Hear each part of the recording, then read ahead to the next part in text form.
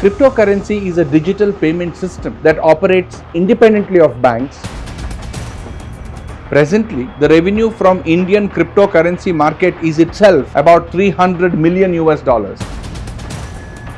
It will mature in times to come, and the regulatory landscape will indeed play a very crucial role in shaping the markets in the future. Is India ready for this kind of growth? Have the lawmakers been able to grapple with the challenges that a cryptocurrency poses?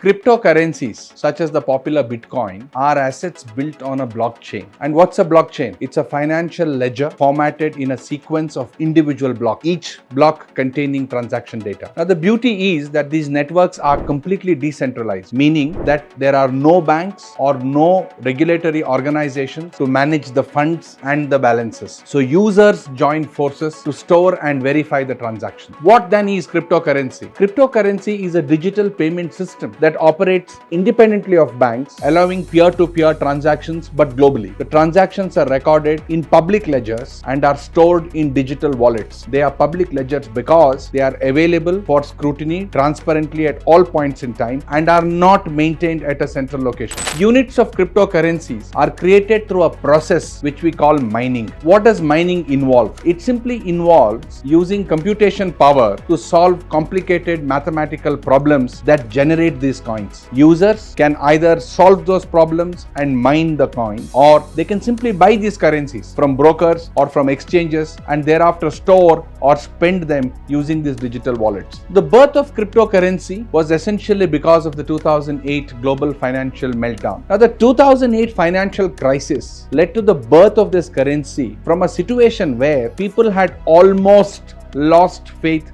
in the existing financial institutions. Now, there was in that adversity a window for something radical to be suggested and tried. It was during this time in 2008 that Satoshi Nakamoto published a white paper on cryptocurrencies. Now, Satoshi Nakamoto, who remains anonymous to date and operates under this pseudonym, is responsible for prompting the world to think of a financial system that maintains privacy, is control-averse, and will challenge existing state regulatory monopoly over what we call money. In January 2009, the first block of bitcoins were mined, popularly known as the Genesis block. Cryptocurrencies from that date to today continue to operate in the ecosystem of blockchain. Now, unlike gold, currencies, or for that matter, bearer notes or legal tender, do not have an underlying value, and similarly, cryptocurrencies also do not have an underlying value. The value for each country's currency was at one point of time determined by the gold reserves that were maintained, and that was eventually shifted to dollar reserves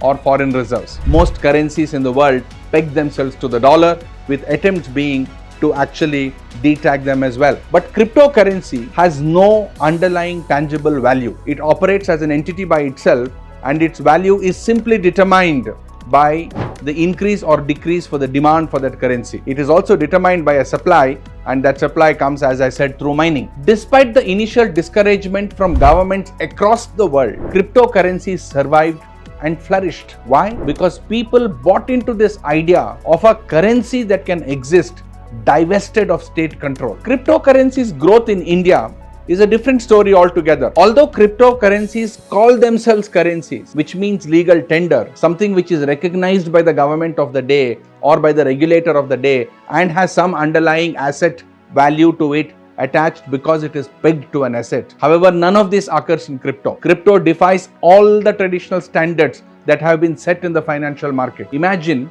buying a coin on the internet, which is in high demand. The coin has a financial value simply because it has a demand. This is cryptocurrency for you. Two factors boosted the growth of cryptocurrency and its usage, particularly in India. One was the experiment of demonetization, which gave cryptocurrencies a completely unintended boost. The second was the COVID pandemic itself. The uncertainty that the pandemic brought pushed the tech-savvy consumers across the world and in India to invest into crypto assets and participate in the crypto trade. Hence, the valuation of these bitcoins and various other coins in the crypto market that were introduced at that point in time skyrocketed skyrocketed during the pandemic. Presently, the revenue from Indian cryptocurrency market is itself about $300 million US, and the projection is that it will grow 7% year on year, and in my view, that's a modest projection. India is no stranger to cryptocurrency and crypto trade. In fact, India has the 7th largest user base for cryptocurrencies in the world, with an estimated 7% of the Indian population either owning or trading in cryptocurrency in some form or the other. Now, the Indian crypto market is actually poised for further growth despite the regulatory uncertainty surrounding it. In fact, cryptos will do well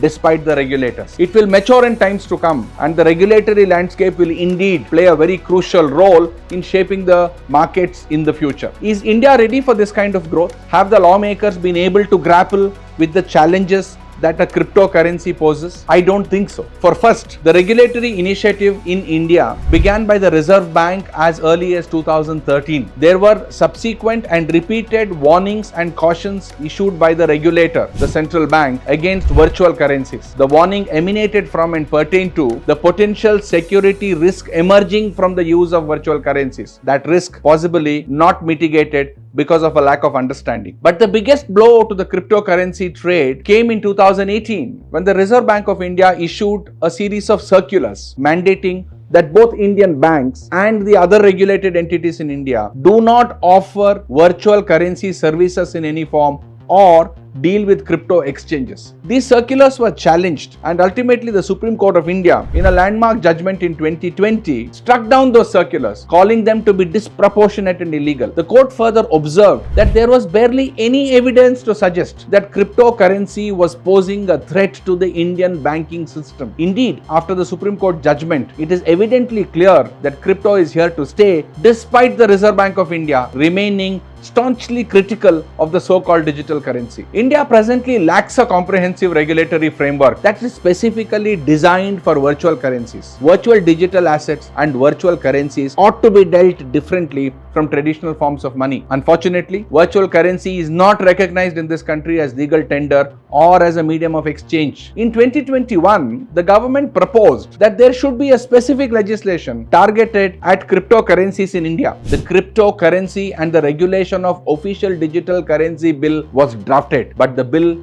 hasn't been tabled yet, and it has been emphasized at various international fora, including G20, that cooperation at the global level is the way to go rather than negative regulation. But unfortunately, the Reserve Bank of India, like most traditional central banks, view virtual currencies as a high-risk activity. We do not have a regulatory framework, nor do we have guidelines or rules that govern the resolution of disputes or disagreement that arise because of trade in crypto. When a user deals in a cryptocurrency, the trading is done solely at the investor's risk. Interestingly, the Indian government suggested taxing digital assets and classifying cryptocurrencies as virtual digital assets. According to the budgetary proposals in 2022, the government announced a 30% tax on cryptocurrency gains. It is but a paradox that the market for crypto continues to be unregulated but taxed heavily in India. India requires Indians to disclose this form of digital asset in their tax return. The absence of a holistic approach has driven a sense of uncertainty, leading to potential players simply shifting out of India. But various countries across the world are far ahead when it comes to regulating cryptocurrencies. And when I say regulating, I mean regulating in a positive manner. For example,